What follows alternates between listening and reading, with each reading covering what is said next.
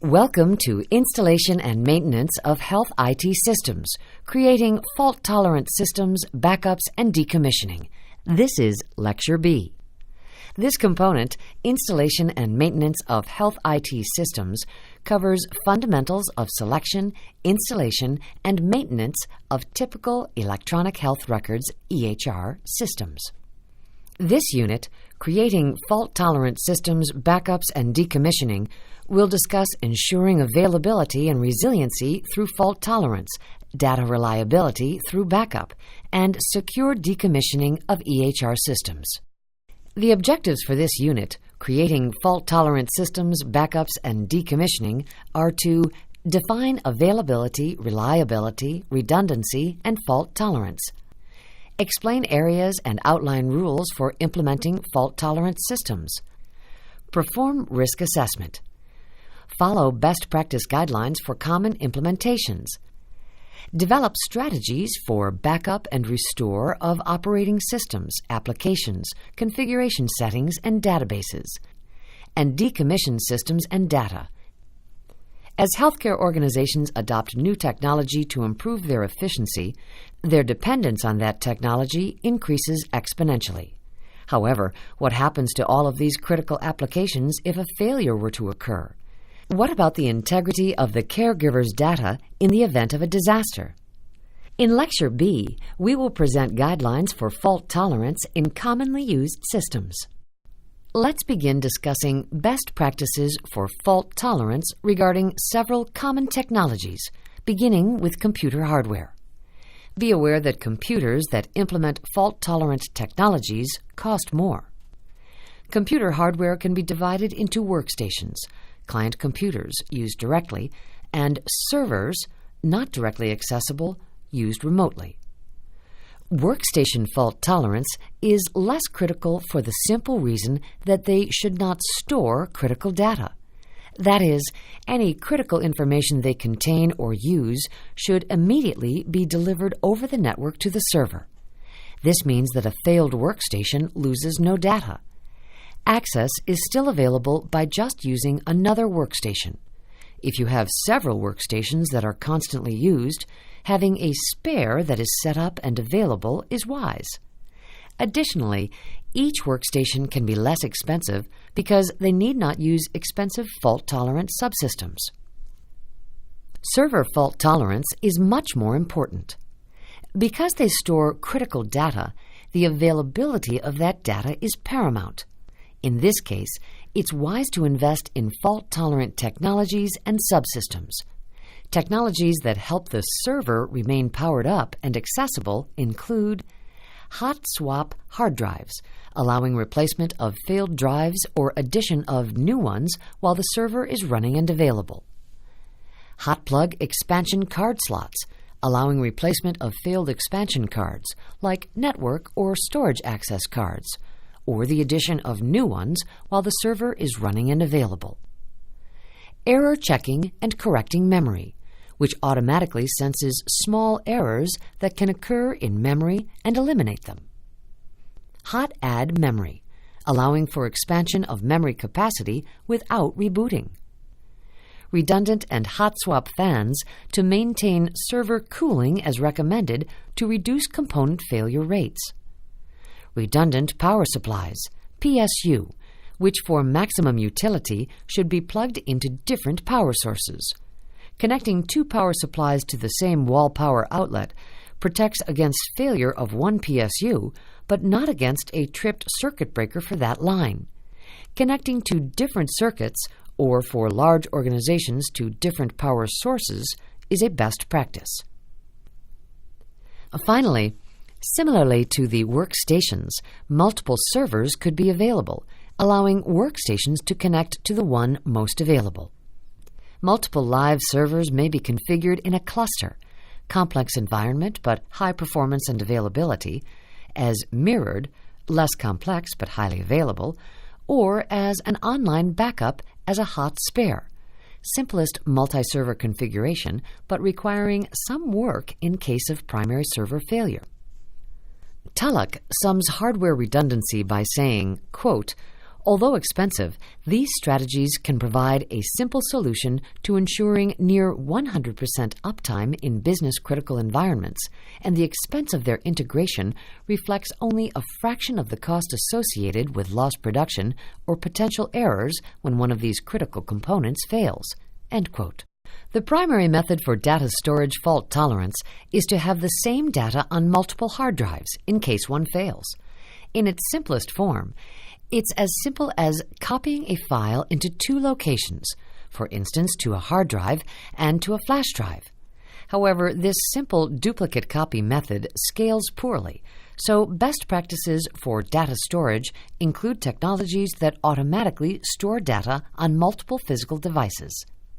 The most common of these technologies is RAID, or Redundant Array of Inexpensive Disks. This is a set of multiple drives that automatically distribute data so that even with the loss of any one drive, all data is still available. All RAID works by breaking data into small blocks that are stored on separate drives. Though there are several different types of RAID, the following are the most common. RAID 0 is also known as data striping, provides no fault tolerance because there is no duplication of data blocks. Instead, blocks are distributed for speed or capacity increase only. Data can be read or written to both drives simultaneously. RAID 1 is known as mirroring and provides fault tolerance by duplicating each data block on two or more drives. If one drive fails, all of the data blocks are still available on the other drive.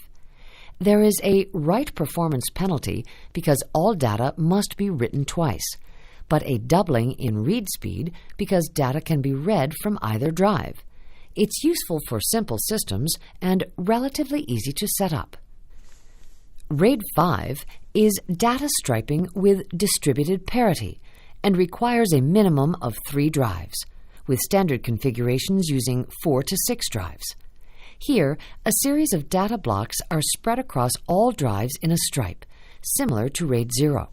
However, for the stripe, an additional parity block is created by the system and stored in the stripe, distributing the parity blocks across the drives for different stripes. In the event of a drive failure, this parity block, along with all the remaining blocks in the stripe, is used to mathematically calculate the value of the block on the missing drive. In this way, even though each block is only stored once, all data is available even after failure of a single drive. Read speeds are much increased, almost linearly with the number of drives. The drawback to this system is twofold. First, there is a small performance penalty in writing blocks, as the parity block is calculated and saved along with the new block. And second, when a drive fails, each read to a missing block requires reading the entire stripe to recreate the missing piece. In case of a drive failure, the array can immediately begin rebuilding the missing data onto the spare drive. This rebuilding can mean additional performance degradation until the data is rebuilt but is desirable. If a second drive were to fail in a RAID 5 or a drive failed during this rebuilding process, all data would be lost, barring expensive and time-consuming third-party data reconstruction. For this reason, RAID 5 is often used with a hot spare, which is a drive with no data but online and ready to take the immediate place of a failed drive. RAID 6 is very similar to RAID 5, differing by using one additional drive per array and 2 parity blocks per stripe instead of 1. This means that a RAID 6 array can tolerate 2 drive failures and still retain data. The function is similar to a RAID 5 with a hot spare, but without the immediate performance degradation caused by rebuilding the failed data into the spare drive. The images illustrate the blocks of data and their placement in several simple examples of RAID 0, RAID 1, RAID 5, and RAID 6. Each cylinder represents a drive, with each block of data labeled, and different files are shown as different colors. For instance, only one file is illustrated in the RAID 0 and RAID 1 images, spread over 2 drives. RAID 0 shows one file 8 blocks in size. RAID 1 shows one file 4 blocks in size, but with copies on disk 0 and disk 1. RAID 5 and RAID 6 images show files 3 blocks in size distributed across multiple drives, but with one parity block for RAID 5 and 2 parity blocks for RAID 6. In all cases except RAID 0, you can see how the removal of any one disk, or 2 disks for RAID 6, still leaves all the blocks necessary to reconstruct all data in the array. Aside from RAID, data can have increased fault tolerance through several other means. Primary among these is to distribute the information across multiple servers. Distributed file systems use networks and multiple servers to implement fault tolerance and increased reliability. Distributed file system is a Microsoft Windows server technology that allows a single file system to be visible over multiple servers, with file replication service providing the mirroring of the data in the background. Various other platforms have similar technologies, including ZFS from Sun and GFS from Red Hat. Storage area network technology refers to a system where data is accessed over a separate, high-speed network that is there to provide fast and reliable access to data files only, not to support general network transmissions. SANs are expensive, but provide the greatest availability for data. Network-attached storage is also designed to store data files over a network, but these use the existing network access. NAS devices are often just simplified servers that do nothing but data storage. Cloud storage refers to data stored through transmission over the Internet. Providers like Dropbox or iCloud are workstation-oriented, automatically replicating data from the workstation to other workstations and to Internet-accessible servers. Alternatively, Amazon S3 or Windows Azure Storage provide for programmatic access to data over the Internet. This allows applications which are designed for these systems the ability to access arbitrary amounts of storage while not being concerned with details such as disk capacity or redundancy level. Availability concerns move away from drive failure toward network access and throughput. Cloud storage is more expensive, with higher costs for stored data, but an additional cost for the amount of data transferred. For instance, if you have 10 gigabytes of storage, you may pay a monthly fee for that storage, but also pay $1 per gigabyte of data transferred. Just uploading the data the first time might cost $10. Virtualization is a technology that provides fault tolerance through divorcing a system from the hardware it runs on. This allows, for instance, a server to be migrated to a separate physical machine, allowing the first machine to be taken offline for maintenance or powered down. Depending on the type of virtualization offered, this can even be done while the server is still operating, live migration. Distributed and cloud storage systems offer one type of virtualization, virtualized storage. To the system, the storage will be as available as local storage, but without the dependence on local drives. Another server can connect to this same virtualized storage and see the same information. This allows for the server redundancy described in the earlier slide. Complete server systems can be virtualized using a container called a virtual machine.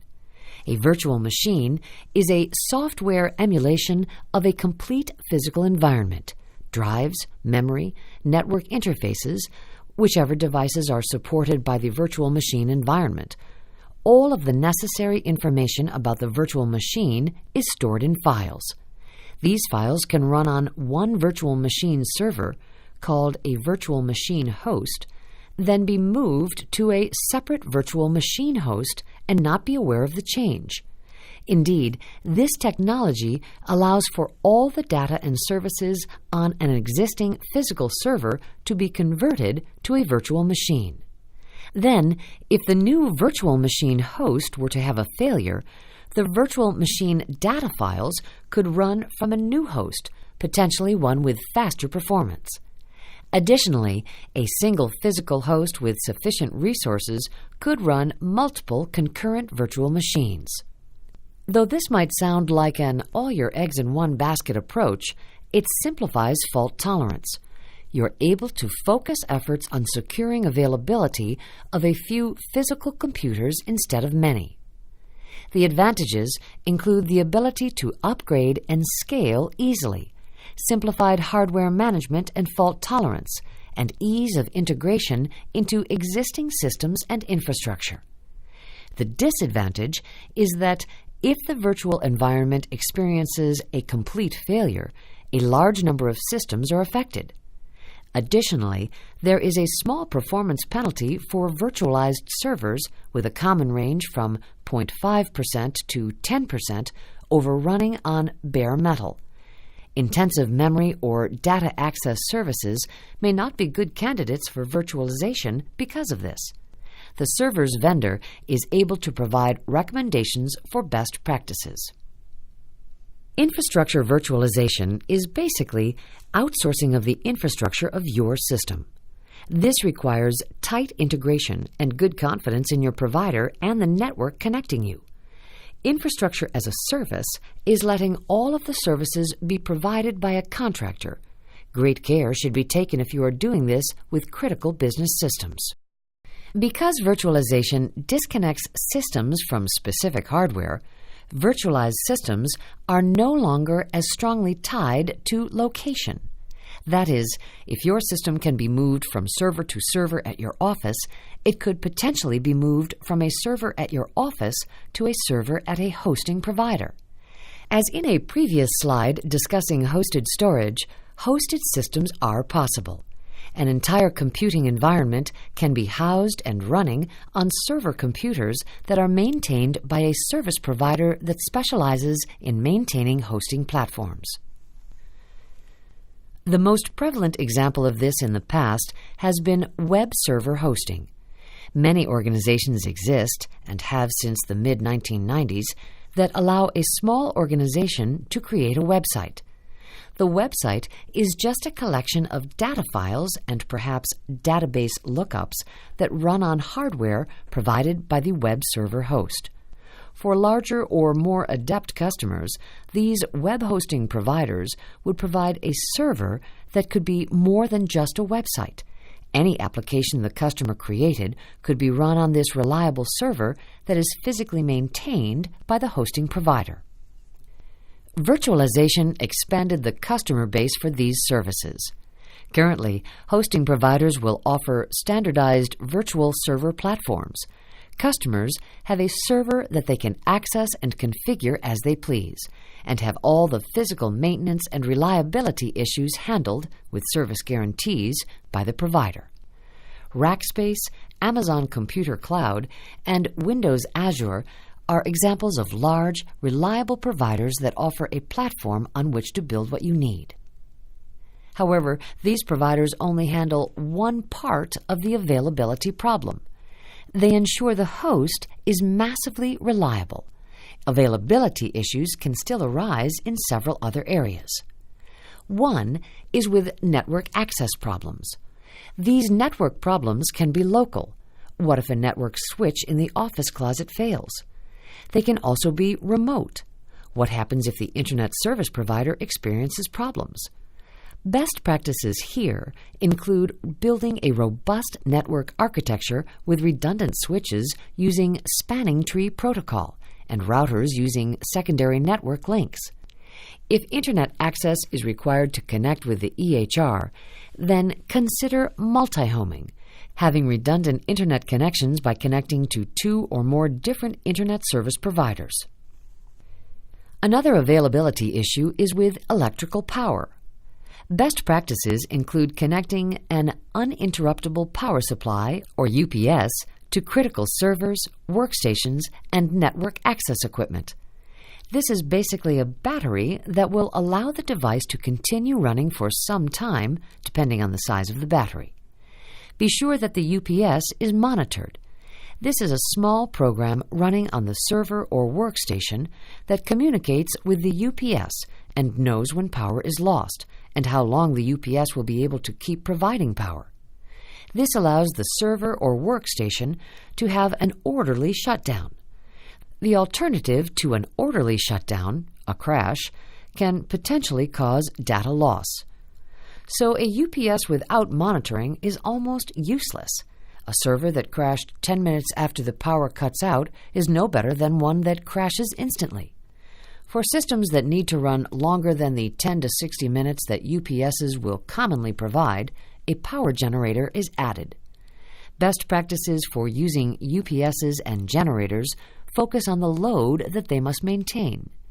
Too many systems on backup power will drain power faster and could even cause them to fail.